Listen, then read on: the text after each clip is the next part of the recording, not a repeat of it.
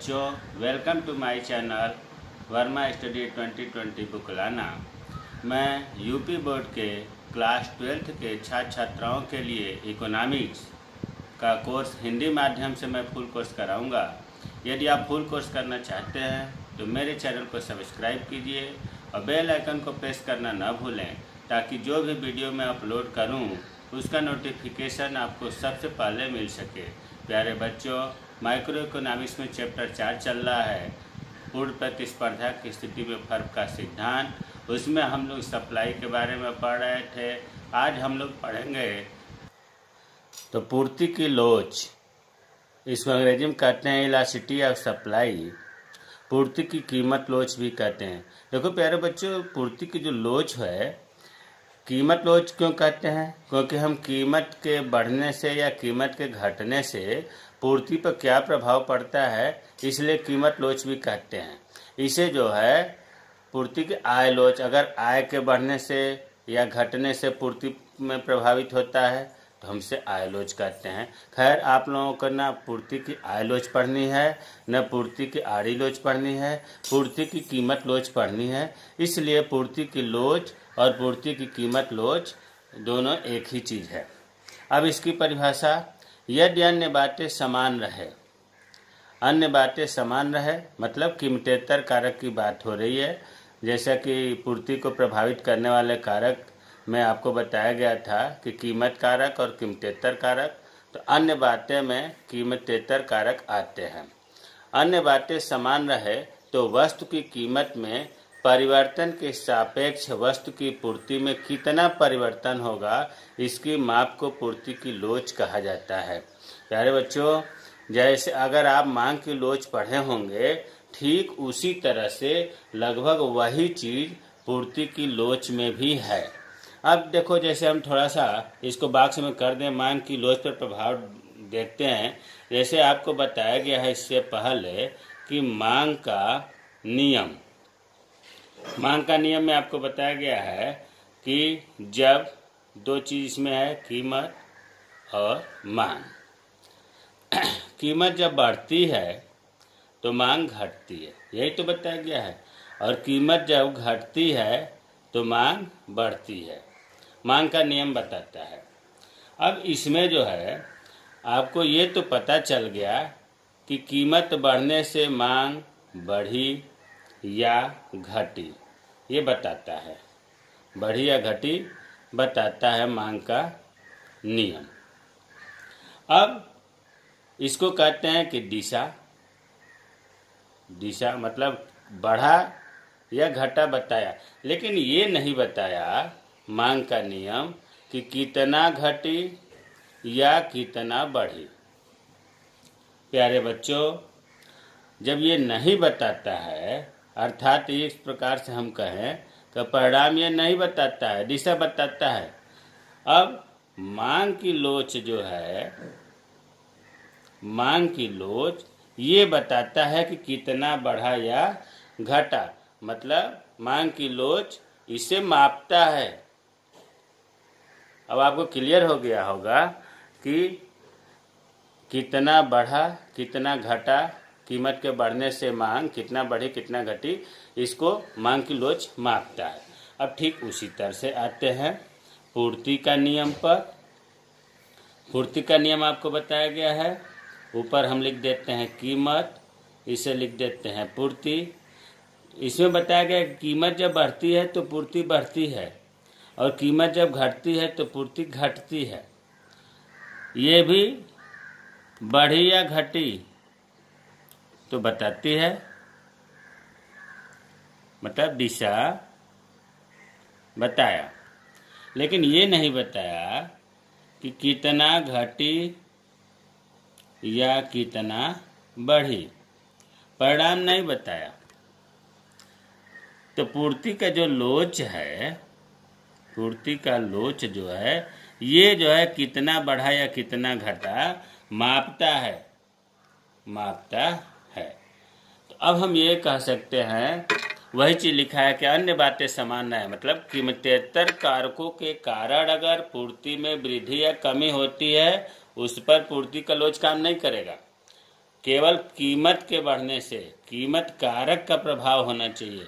वस्तु की कीमत में परिवर्तन के सापेक्ष वस्तु की पूर्ति में कितना परिवर्तन हुआ, कितना बढ़ा या कितना घटा, इसकी माप को ही पूर्ति की लोच कहा जाता है। अब हमें उम्मीद है कि पूर्ति की लोच आपको समझ में आ गया होगा। इसीलिए मैं कह रहा हूँ कि मांग का चैप्टर जरूर पढ़ें। जैसे ये मांग का, इससे रिलेटेड मांग की लोच जो है, ये लेक्चर 24 में बताया गया है। तो 24 का जब पढ़ लेंगे मांग की लोच, तो ऑटोमेटिक पूर्ति का लोच 50% से ऊपर तैयार हो जाएगा। अब आते हैं पूर्ति की लोच की श्रेणियाँ। उसमें भी मांग की लोच की श्रेणियाँ भी आपको 5 बताया गया था, ये भी 5 ही है। पूर्ति की लोच की 5 श्रेणियाँ है। केवल अंतर यह है कि उसमें बताया गया था पूर्णतः बेलोचदार मांग, इसमें बताया जाएगा पूर्णतः बेलोचदार पूर्ति। जहाँ मांग शब्द आ रहा है, डिमांड आ रहा है, वहाँ पर पूर्ति सप्लाई कहेंगे। वो 60 में ईडी बोलते थे, इलास्टिसिटी ऑफ डिमांड, यहाँ पर इलास्टिसिटी ऑफ सप्लाई एस होगा। तो पूर्णतः बेलोचदार पूर्ति, पूर्णतः लोचदार पूर्ति, इकाई के बराबर लोचदार पूर्ति, इकाई से कम लोचदार पूर्ति, इकाई से अधिक लोचदार पूर्ति। यह मतलब पूर्ति की लोच जो है पूर्णतः बेलोचदार में 0 होता है। पूर्णतः लोचदार पूर्ति में इलास्टिसिटी ऑफ सप्लाई अनंत होता है, इन्फिनिटी। इकाई के बराबर लोचदार पूर्ति, इकाई का मतलब 1 है, 1 के बराबर लोचदार पूर्ति हुआ। और इकाई से कम, 1 से कम लोचदार पूर्ति हुआ। इधर मुंह है तो 1 बड़ा है और लोचदार पूर्ति कम है, तो इकाई से कम बोलेंगे। इधर ये मुंह है, इकाई से अधिक है, तो इकाई से अधिक लोचदार पूर्ति। अब हम एक एक करके पढ़ेंगे। पूर्णतः बेलोचदार पूर्ति, जैसा मांग के संदर्भ में बताया गया था ठीक वही चीज है, केवल मांग के जगह पर पूर्ति शब्द का प्रयोग किया जाएगा। जब किसी वस्तु की कीमत बढ़ने से या घटने से पूर्ति में कोई फर्क या परिवर्तन नहीं पड़ता है, तो इसे पूर्णतः बेलोचदार पूर्ति कहते हैं। इस स्थिति में ES बराबर 0 होता है। इसमें पूर्ति वक्र y अक्ष के समानांतर होता है। देखिए, इसमें व्यवहार में आप देख रहे हैं कि कह रहा है कि कीमत बढ़ने से या घटने से। अगर हम उदाहरण ले लेते हैं, 2 चीज़ है, कीमत और पूर्ति। तो कीमत को एक बार बढ़ाकर देख लें या कीमत को घटाकर देख लें, इससे जो है कोई फर्क नहीं पड़ता है पूर्ति पर। जैसे उदाहरण तौर पर अगर हमने मान लिया कि कीमत जो है 10 रुपये है और 10 रुपये से 15 रुपये हो गया, तो हम क्या कहेंगे? वृद्धि हुई, है ना। कोई वस्तु है, उसका कीमत 10 रुपये था, बढ़ करके 15 रुपये हो गया, या 10 रुपये है और उसका कीमत घट करके 5 रुपये हो गया, मतलब यहाँ कमी हुई।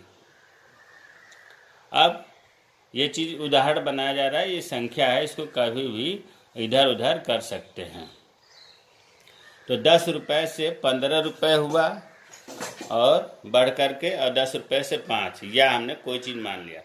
लेकिन पूर्ति जो है, पूर्ति पर कोई परिवर्तन नहीं हुआ। इस नियम की पुष्टि के लिए उदाहरण बनाया गया है, कोई परिवर्तन नहीं हुआ।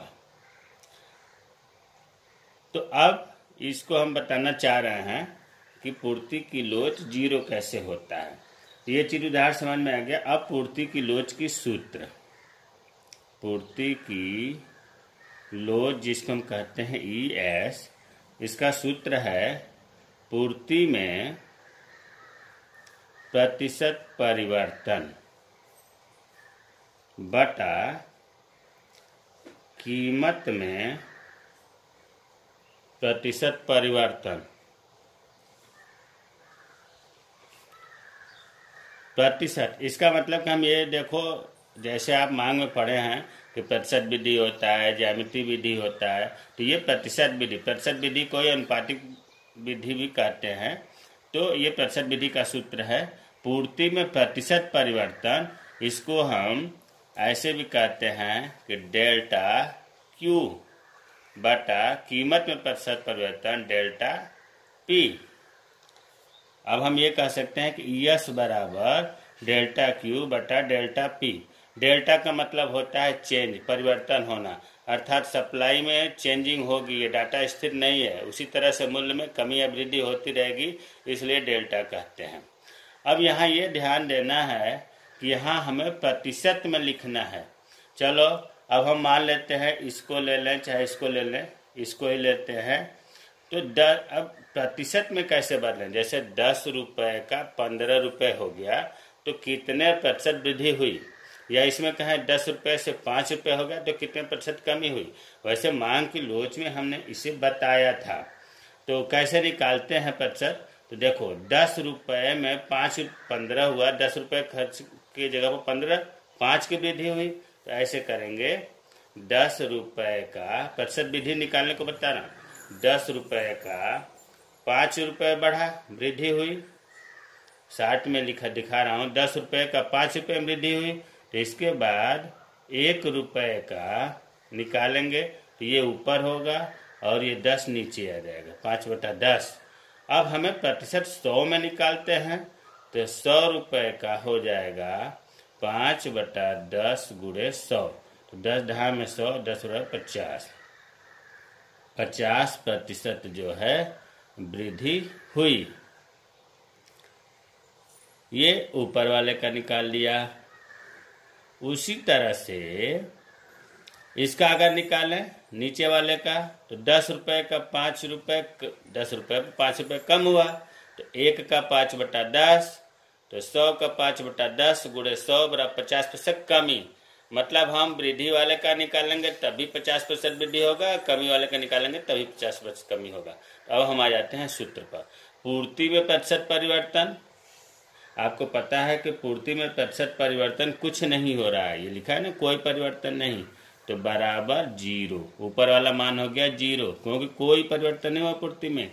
अब नीचे है कीमत में प्रतिशत परिवर्तन, तो कीमत में प्रतिशत परिवर्तन देख रहे हैं, इसमें भी 50%, इसमें भी 50%, 0/50। प्यारे बच्चों, जब 0 में हम किसी भी संख्या से कितना हो नीचे बड़ी संख्या हो भाग देंगे तो 0 होगा।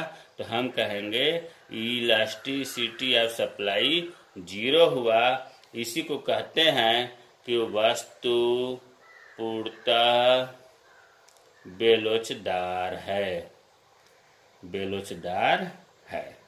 हमें उम्मीद है कि ये चीज़ आपको समझ में आ गया होगा कि इलास्टिसिटी ऑफ सप्लाई 0 कैसे होता है। एक उदाहरण से हमने समझा। अब है कि इसमें पूर्ति वक्र y अक्ष के समानांतर क्यों होता है, हम बनाकर देखेंगे। ये ओ एक्स को कहते हैं x अक्ष और इसे कहेंगे ओ वाई अक्ष। इधर लिख देंगे पूर्ति या पूर्ति की मात्रा, इधर लिख देंगे कीमत। अब y अक्ष ये है, ओ और y अक्ष है। आपको दिखाया जा रहा है कि पूर्ति वक्र y अक्ष के समानांतर होता है। अब चलो हम जो है इसे एक खींच देते हैं y अक्ष के समानांतर, और ये सप्लाई है, डिमांड वाले में डी लिखते थे, इसमें हम पूर्ति वक्र हो गया। अब इसको जो है हम करते हैं, जैसे मान लो कि कोई वस्तु है और P कीमत है और P कीमत पर उसकी मांग हो गई OS, ध्यान दो OS हो गई। और अगर उस वस्तु की कीमत कम हो गई, मान लो कम होकर के P1 हो गई, तब भी मांग में वृद्धि होनी चाहिए थी। वस्तु की जब कीमत में कमी हुई तो पूर्ति में कमी होनी चाहिए थी, मांग नहीं, पूर्ति चल रहा है। अभी हमने बताया कि जब OP कीमत था तो OS पूर्ति हुआ, और जब कीमत कम हो गई, OP कम हुआ, तो पूर्ति के नियम के अनुसार सप्लाई कम होनी चाहिए, पूर्ति कम हो, लेकिन पूर्ति भी उतनी ही हुई। इसका उल्टा भी देख लें, अगर कीमत बढ़ गई तो पूर्ति के नियम के अनुसार कीमत बढ़ गई तो पूर्ति बढ़नी चाहिए थी कि नहीं, उतनी ही पूर्ति हो रही है, तो उतनी ही हो रही है। तो यही चीज़ हम कहते हैं कि जब कीमत में वृद्धि हो या कमी हो, पूर्ति की मात्रा पर या पूर्ति पर कोई फर्क नहीं पड़ता। इसे हम कहते हैं पूर्णतः बेलोचदार पूर्ति, और ES बराबर 0 होता है। प्यारे बच्चों, हमको उम्मीद है कि ये चीज़ आपको समझ में आ गया होगा। पूर्णतः बेलोचदार बहुत ही पूछा जाता है। इसमें जो पूर्ति वक्र है वो y या y अक्ष के समानांतर होता है। इसमें कीमत बढ़ने या घटने से पूर्ति की मात्रा पर कोई फर्क नहीं पड़ता है। इस स्थिति में ES बराबर मतलब पूर्ति की लोच बराबर 0 होता है। दूसरा है पूर्णतः लोचदार पूर्ति। इसको पढ़ लेते हैं। जब किसी वस्तु की कीमत में कोई परिवर्तन नहीं होता है परंतु फिर भी उसकी पूर्ति घटती या बढ़ती रहती है तो उसे पूर्णतः लोचदार पूर्ति कहते हैं। इस स्थिति में ES बराबर अनंत होता है तथा पूर्ति वक्र X एक्सिस के समानांतर होता है। पहले हम एक उदाहरण से समझ लेते हैं। जैसे उसके पहले हम लोग उदाहरण से समझे थे। अब इसमें जो है, चलो मान लिया हमने कि कीमत कोई वस्तु है। यहाँ देखो लिख रहा है कि कीमत में कोई परिवर्तन नहीं, तो हमने लिख दिया कोई परिवर्तन नहीं। क्लियर हो गया। अब मांग नहीं, पूर्ति चल रहा है। पूर्ति, इससे पहले भी पूर्ति लिखा था। पूर्ति, अब पूर्ति की देखते हैं। अगर मान लो किसी वस्तु की पूर्ति 10 रुपये है या 10 इकाई, रुपए में नहीं, कीमत रुपए में होती है। कोई वस्तु है, उसकी 10 इकाई पूर्ति हो रही है और इसको बढ़ा करके 20 कर दिया गया। क्या हो गया? इसमें वृद्धि हो गया। एक कंडीशन तो ये हो सकता है कीमत वही है और पूर्ति बढ़ा दी गई, और दूसरा कंडीशन ये हो सकता है जैसे मान लो 10 की पूर्ति हो रही थी और इसे घटा करके 5 कर दिया गया, पूर्ति कम कर दी गई, कमी हो गई। अब आपको सूत्र बताया गया है ES बराबर डेल्टा Q बटा डेल्टा P। ऊपर वाले को कहते हैं कि पूर्ति में प्रतिशत परिवर्तन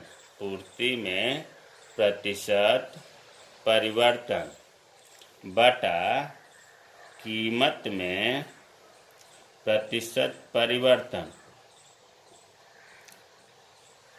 अब प्रतिशत निकालने के हमने विधि बता दिया था। अब यहाँ जो है हम डायरेक्ट देखो, जब 10 में 20 हुआ, 10 रुपये हमने किसी को दिया और उसके जगह पर 20 रुपये मिला, तो कितने % वृद्धि हुआ है? 10 रुपये देकर 10 रुपये एक्स्ट्रा मिल रहा है, तो 10 पर 10 रुपये मिला तो 100 पर 100 मिला, तो हम ये कहेंगे कि 100% वृद्धि हुई। एक एक नियम से भी आप निकाल सकते हैं। 10 का 10 रुपये तो 1 का 10 बटा 10, तो फिर 100 का 100 गुणे 10 बटा 10, तो ये आएगा 100% वृद्धि की हुई। अगर इसका कमी का करना है तो 10 पर 5 रुपये की कमी हो रही है, तो 1 पर 5 बटा 10, तो 100 पर निकालेंगे 5 बटा 10 गुणे 100, ये हो गया 50%। कहने का मतलब है कि हम प्रतिशत में निकालेंगे। अगर वृद्धि वाले को निकालना है तो 100% हुआ, कमी वाले को निकालना 50%। ये उदाहरण माना गया है। अब हम मान में रखेंगे पूर्ति में प्रतिशत परिवर्तन। अब पूर्ति में प्रतिशत परिवर्तन, चलो हम इसको ऊपर वाले को रख लेते हैं, तो बराबर 100, और कीमत में प्रतिशत परिवर्तन कुछ नहीं तो 0। जब हम किसी भी कितना हो बड़ी संख्या हो, लाखों में हो, करोड़ों में, अरबों में हो, उसमें अगर 0 को भाग देंगे तो इसका उत्तर अनंत आता है, इन्फिनिटी, अनंत। ये ध्यान दो, किसी भी संख्या में अगर हम 0 से भाग देंगे तो इन्फिनिटी आएगा।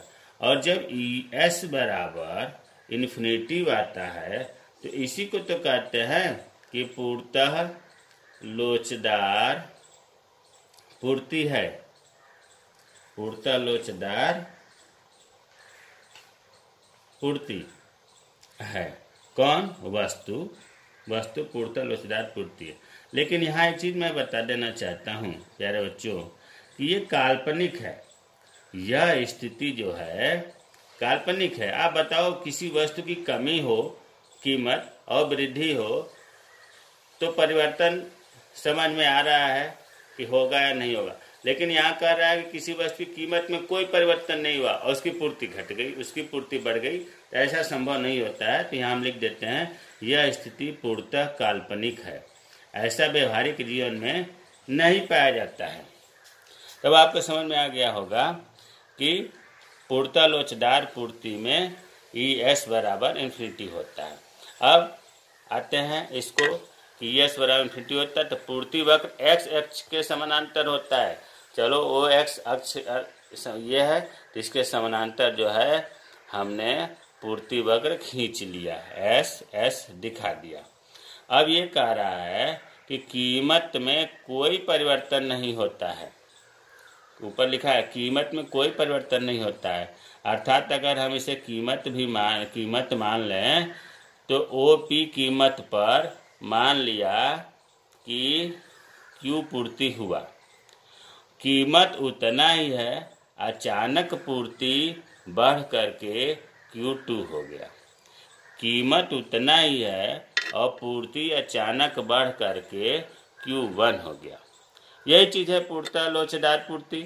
इसमें मतलब कीमत के बढ़ने से कीमत में कोई परिवर्तन नहीं होता है, लेकिन पूर्ति में कमी अधिक होती है। इस स्थिति को हम कहते हैं ES बराबर इन्फिनिटी पूर्णतः लोचदार पूर्ति। पूर्णतः लोचदार पूर्ति। प्यारे बच्चों, इसमें 5 श्रेणियां हैं, आपको 2 श्रेणी बताया गया। जो नेक्स्ट 3 है वो अगले वीडियो में बताएंगे। हमें उम्मीद है कि ये चीज़ समझ में आ गया होगा। अगर नहीं समझ में आया तो कमेंट बॉक्स में कमेंट करें, मैं रिप्लाई करूँगा। जय हिंद, जय भारत।